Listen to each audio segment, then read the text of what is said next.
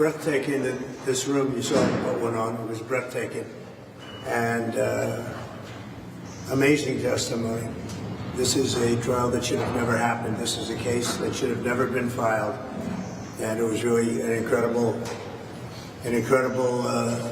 day. Open your eyes, and we can't let this continue to happen to our country. So week one is in the book, but here comes week two. And is it a breathtaking case that should not even be tried? Nonetheless, we are here. We're breaking down everything you need to know about Trump's New York criminal trial. Bring in our legal experts right now to bring us the latest. Professor Emeritus at Harvard Law School and attorney, Newsmax analyst Alan Dershowitz, who wrote the book Get Trump, among many others. She is the attorney and state chair of the Delaware Republican Party, Ms. Julianne Murray, and Trump attorney and constitutional legal expert Jesse Banal is here, and former federal prosecutor Doug Burns. Welcome in, panel. It's great to have you in our special edition this Monday. I want to kick it off with Professor Dershowitz.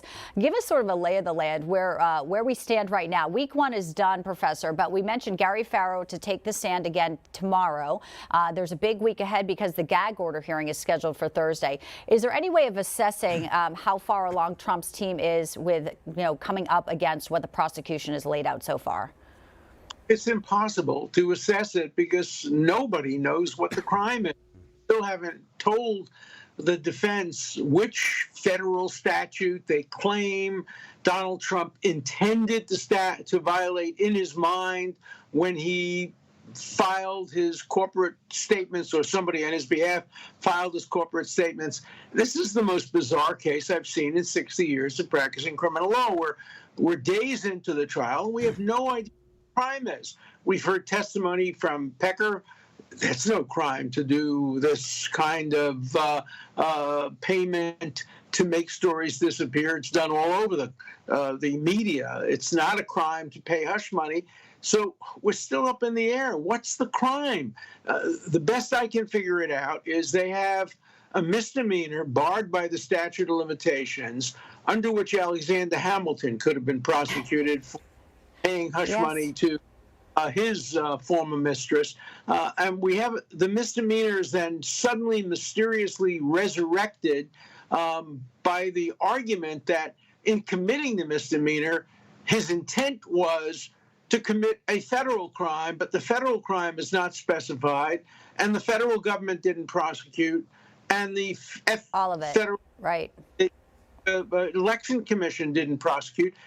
It's bizarre. If I gave my students at Harvard a law school hypothetical based on this case, they couldn't answer it.